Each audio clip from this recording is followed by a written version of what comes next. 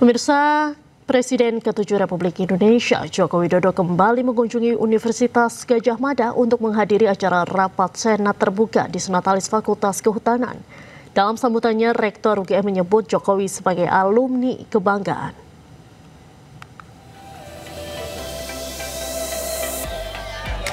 Joko Widodo, Presiden ke-7 Republik Indonesia menghadiri rapat Senat terbuka di Senatalis ke-62 Fakultas Kehutanan UGM. Rapat Senat digelar di Auditorium Fakultas Kehutanan. Dengan mengenakan batik coklat dan peci, Jokowi datang dan duduk di kursi barisan paling depan. Terpantau pidato di Senatalis disampaikan Menteri Kehutanan RI Raja Juli Antoni. Rapat dihadiri pula jajaran pimpinan universitas seperti Rektor UGM Ova Emilia, Wakil Bupati Sleman Danang Maharsa, dan Wakil Bupati Gunung Kidul. Diketahui Joko Widodo merupakan alumni Fakultas Kehutanan Angkatan 1980.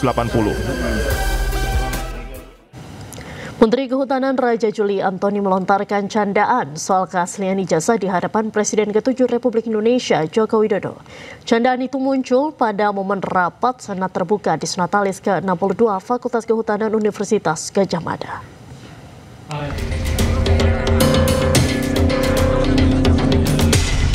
Menteri Kehutanan Raja Juli Antoni melontarkan candaan soal keaslian ijazah di hadapan Presiden ke-7 Republik Indonesia Joko Widodo pada momen rapat Senat terbuka di Senatalis ke-62 Fakultas Kehutanan Universitas Gadjah Mada. Ada momen menarik saat Menteri Kehutanan Raja Juli Antoni memberikan sambutan di podium. Ia menyenggol isu ijazah.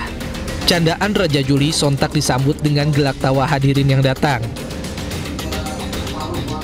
Yang sama-sama kita hormati, kita banggakan, kita cintai Bapak Presiden Republik Indonesia ke-7, Bapak Insinyur Haji Joko Widodo. Saya dapat konfirmasi dari staf saya, Pak Jokowi akan datang, pasti datang hari ini. Sejak itu perut saya mules. Sampai 11 malam saya bilang coba diperbaiki lagi slide saya segala macam. Tapi karena buru-buru nampaknya malah lebih jelek dari aslinya. Yang saya hormati Bapak Wakil Menteri Kehutanan Republik Indonesia Bapak Rohmat Marzuki. Alhamdulillah ini alumni Fakultas Kehutanan UGM yang insya Allah ijazahnya asli. Meski demikian, Raja Juli tidak menyinggung nama Jokowi. Ia melontarkan candaan soal ijazah setelah memperkenalkan Wakil Menteri Kehutanan Rohmat Marzuki. Tim Liputan iNews melaporkan. Pakar telematika Roy Suryo membongkar dugaan konspirasi KPU soal ijazah Gibran. Roy menduga ada permainan di balik aturan KPU yang disebutnya dibuat khusus untuk meloloskan Gibran sebagai calon wakil presiden.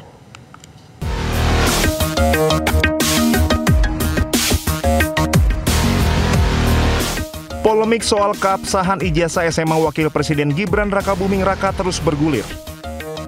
Pakar telematika Roy Suryo mendatangi Kementerian Pendidikan Dasar dan Menengah bersama sejumlah aktivis mencari kejelasan soal dokumen pendidikan Gibran. Roy menduga ada permainan di balik aturan Komisi Pemilihan Umum yang disebutnya dibuat khusus untuk meloloskan Gibran sebagai calon wakil presiden. Dasar dari dugaan konspirasi tersebut terdapat pada Peraturan KPU Nomor 19 Tahun 2023 tentang pencalonan presiden dan wakil presiden, khususnya di Pasal 18 Ayat 3. Ia menilai pasal tersebut menjadi celah yang diduga sengaja disisipkan agar Gibran tetap bisa maju meski tidak memiliki ijazah SMA atau sederajat. Menurut Roy, aturan tersebut menjadi bukti kuat adanya dugaan pemufakatan jahat antara KPU dan pihak tertentu untuk menutupi kekurangan administrasi pendidikan Gibran. Itu berarti apa? Berarti dia harus dicabut suratnya. Berarti dia harus tidak memenuhi syarat. Dengan demikian dia kehilangan syarat untuk bisa memposisi yang sekarang. Dan tidak boleh ada keputusan KPU yang sangat berpihak, yaitu keputusan nomor 19 tahun 2023 di pasal 18 di ayat 3 yang mengatakan pasal yang tidak perlu mendapatkan SMA dikecualikan untuk calon presiden atau wakil presiden yang tidak memiliki ijazah SMA. Ini apa-apaan ini? Ada pengecualian yang sangat-sangat dibuat eksklusif atau dibuat hanya khusus untuk Gibran. Jadi sekali lagi kami atas nama rakyat semuanya itu datang menagih kesetaraan untuk semuanya. Yang jelas begini, yang jelas hari ini kita semakin yakin, semakin pasti bahwa Gibran tidak lulus SMA dan sertifikat ini layak untuk kemudian dipertanyakan dan digugat ya, karena ini adalah tidak benar atau bisa dikatakan sertifikat ini tidak mengalami pengkajian dengan benar. Itu clear banget. Roy juga memastikan pihaknya akan terus menelusuri dugaan tersebut dan mendesak agar pemerintah khususnya Kemendikbudristek dan KPU membuka data secara transparan kepada publik. Tim Liputan Anyus melaporkan. Untuk membahas dugaan konspirasi KPU soal ijazah Gibran, sudah bergabung bersama kami penggugat ijazah Gibran Roy Suryo dan Sekjen Gibran Ko Pangeran Mangkubumi. Selamat sore Mas Roy, Mas Pangeran. Selamat sore Mbak Diandra, selamat sore Mas Pangeran Negara, selamat sore pemirsa Ayu semuanya. Baik, langsung saja kita mau ke Mas Roy. Ada dugaan konspirasi apa lagi nih Mas Roy di ijazah Gibran? Iya, jadi begini, hari ini ya, ini baru saya ceritakan di Ayus TV. Hari ini timbul satu fakta baru lagi bahwa Kementerian Pendidikan Dasar Menengah tidak berani mengakui fakta. Ya, hari ini harusnya Wakil Menteri Pendidikan Dasar Menengah, ya, Prof. Alif Setipul Hidayat itu menemui kami. Tapi mendadak kemarin beliau membatalkan, hari ini beliau minta maaf karena dianggap pertemuan kemarin sudah cukup. Berarti apa? Berarti Kementerian Pendidikan Dasar yang salah. Tidak benar pada surat penyetaraan Gibran itu, dan itu berarti apa? Nanti akan kami permasalahkan ke level hukum dan juga ke level keterbukaan informasi publik. Tapi yang jelas KPU yang itu telah pernah 19 tahun 2020. Harus tahu bahwa itu disebut bahwa syarat SMA itu tidak dipenuhi presiden dan calon wakil presiden yang tidak memiliki ijazah, gitu loh. Syarat anggota DPR ya gitu. Apalagi kalau TA itu harus S2. Baik. Ini syarat presiden dan wakil presiden tidak perlu ijazah SMA.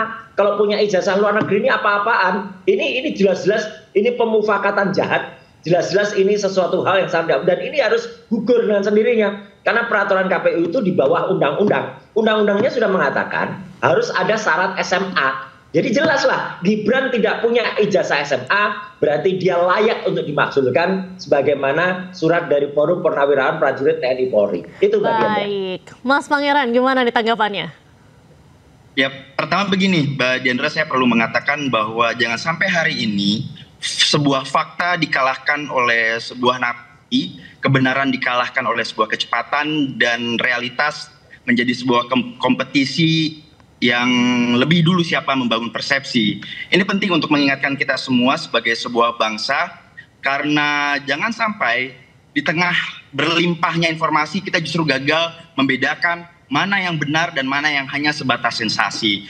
Kalau toh memang kebenaran yang dicari Bang Roy, kenapa tidak sedari awal persoalan ijazah ini dibahas atau diangkat ke permukaan publik ketika Mas Gibran mencalonkan diri sebagai wakil presiden? Dalam konteks ini tentunya Bang Roy terkesan bersama teman-temannya tentu ini sangat politis sekali, karena ini bukan tentang keabsahan sebuah dokumen, ini tentang delegitimasi politik yang dibungkus melalui pseudo moralitas. Dan kalau kita ingat juga bahwa Mas Gibran ini pernah menjadi wali kota Solo, dan di sana tentu sudah ada verifikasi. Bagaimana mungkin seseorang yang telah terpilih secara demokratis menjabat dengan legal, ditemukan adanya pelanggaran administratif di sana, tiba-tiba hari ini ketika Mas Gibran menjabat sebagai wakil presiden, justru ini diorkestrasikan dan dinyanyikan dan didirijenkan bahkan oleh Bang Roy bersama teman-temannya. Ini kan sangat politis sekali, kami melihatnya tidak ada fakta atau bukti otentik yang ditunjukkan, hanya sebatas narasi. Hanya sebatas gimana Anda? Kurang lebih begitu Mbak Diandra saya melihatnya. Baik, Mas Roy gimana? Kenapa nggak dari awal aja nih? Gini, semenjak saya memutuskan diri dari dunia politik tahun 2020, memang awalnya saya puasa untuk mencoba tidak bicara politik ya. Dan secara politik. Baru tahun 2000 banyak kasus yang terjadi dan tidak ada Jokowi soal penyetaraan Gibran yang tidak benar. Gibran soal Gibran itu sudah jadi wapres loh, mengikuti akun judi online, itu fakta. Bahkan Kementerian Sekretariat Wakil Presiden pun mengakui kalau akun wapres itu memfollow akun judi online, hanya nanti kami unfollow. Ini kan keterlaluan. Nah, karena saya sudah terlibat lagi, maka dulu-dulu ya mungkin dulu-dulu orang belum yang seberani ini, atau mungkin orang ini care demi bangsa Indonesia. Kita tidak rela wakil presiden yang tidak, tapi jelas dia tidak sesuai dengan Undang-Undang Pemilu nomor 17 tahun 2017, di mana betul di pasal 169 dia harus menjadi SMK atau sederajat. Kalau kemudian ada aturan dari KPU, ini sangat diskrip, sangat ya, dan ini sangat kemudian jadi kayak gini ini harus dibuka, tetap bisa dimakzulkan, dan mari Purnaweran masyarakat akan bergerak nanti, Mbak Dian. Gimana Mas Pangeran tanggapannya? Ya, saya rasa jangan juga mengatasnamakan rakyat, karena toh di sisi lain banyak juga rakyat yang tidak setuju dengan manuver-manuver politik yang dilakukan oleh Bang Roy bersama teman-temannya.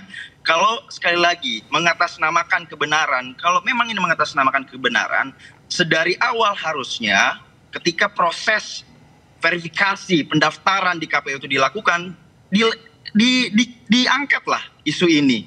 Artinya kan gini, ini bukan sebatas hanya ingin mendelegitimasi. Gak apa-apa, nggak ada yang terlambat. Bang Roy ini ingin mendelegitimasi dan menghancurkan kredibilitas daripada lembaga pemerintah, lembaga negara, dalam hal ini KPU, yang dianggap enggak lah, jelas dinarasikan. Bukan delegitimasi, kalau memang nggak layak mundur. Ini kan berarti nggak jujur dari awal. Kalau jujur dia punya ijazah SMA. Tidak percaya ataupun membangun narasi ketidakpercayaan terhadap bohong dia pemilu, dalam hal ini KPU, bahwa sama KPU MK, tiga lembaga ini sudah nggak boleh rakyat faktual. Lantas mengapa justru belakangan ini fatal ini membangun narasi yang seolah-olah terbohongi kedua kalinya? Ayahnya sudah berbohong soal ijazah. Ya, ini masa anaknya berbohong. Mungkin Mas Gibran ini lulus. Terjadi, Mbak Dianda. Ini publik harus tahu. Itu sudah dikonfirmasi. Nggak boleh terjadi lagi. Jangan boleh negara jatuh untuk kedua kalinya dengan kasus yang sama. Dan Bang Roy mengatakan bahwa memalukan. Universitas yang berada di nomor buncit di Singapura tidak boleh juga kemudian kita menganggap MBS itu abal-abal gitu. Jadi 6 dari 55 kampus di Singapura swasta. Ini hanya milik Bang Roy. Dia bisa sekolah di sana kalau punya duit. Pemahaman bahwa upaya-upaya yang dilakukan itu nggak bisa dipercaya, gitu loh. Jadi nggak bisa lah, kecuali dia lulus dari makam baru MBS. Tanpa mengurangi rasa hormat saya nih, Bang. Nggak boleh, karena itu swasta. Saya tahu persis aturan universitas swasta. Universitas swasta di Singapura tuh nggak boleh mengeluarkan ijazah, harus kerjasama dengan luar. Ya, Bang, kan memang dari awal narasi yang 6 dari 55 kampus di Singapura, bahkan ranking ke 17.000. Apa yang menjadi persoalan? Setara dengan universitas swasta Indonesia. Itu hanya diploma. Itulah kemudian menjadi dasar. Ada kerjasama antara oleh Kementerian Dalam Negeri atau oleh Kementerian Pendidikan, maaf. Apa yang melandasi Bang Roy akhirnya mempertanyakan. Jadi yang jelas tidak ada kata terlambat, Mbak. Baik, silakan Bang Roy. Sebetulnya apa nih tuntutan yang ingin Anda sampaikan, Bung Roy?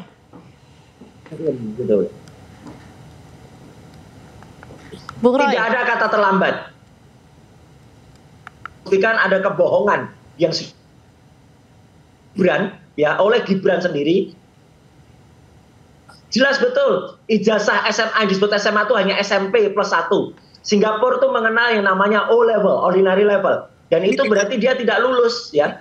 Logika untuk membaca sistem University Technology of Sydney dengan apa yang itu tidak bisa secara ya, sistem pendidikan dasar menengah tidak berani mengakui. Jadi kalau mengakui itu berarti mengamini sah disetarakan. Ini harus dicabut. Dapur ini berbeda, Bang Roy. Dan kemudian bisa mengambil uji petik. Memiliki wakil presiden. Punya wakil presiden yang hanya niat jahat yang dilakukan. Itu sudah jelas. Gitu. Jika memang logika kita dalam melihat sebuah sistem pendidikan ini dari awal tidak. Yang jahat yang Baik, kita kasih jelas kesempatan jahat, Mas Pangeran sebagai penutup. Silakan Mas Pangeran. Ya, saya berharap Bang Roy dan teman-teman yang jahat itu harus bisa menyudahi tapi ngaku-ngaku jasa. Karena walaupun hari ini apa yang dilakukan oleh Bang Roy sangat tidak substantif. Rakyat hari ini banget kan gitu orang ini. Orang ini tidak layak jadi wapres. Harus dimaksudkan. Harus dimundurkan. Rakyat harus bergerak ini. Jangan sampai peradaban demokrasi kita ditarik pada level infotainment. Kita harus membangun demokrasi kita ini. Baik, Mas Pangeran, Mas Roy, terima kasih. Perbincangan sangat seru hari ini, tapi mohon maaf karena waktunya terbatas. Kita sudahi terlebih dahulu sore hari ini. Terima kasih, Mas Roy, Mas Pangeran sudah bergabung. Salam sehat selalu. Oke, makasih Mas Pangeran.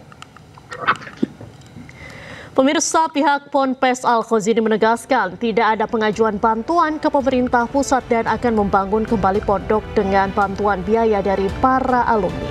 Informasi selengkapnya kita hadirkan sesaat lagi, tetaplah di Ayu Sore.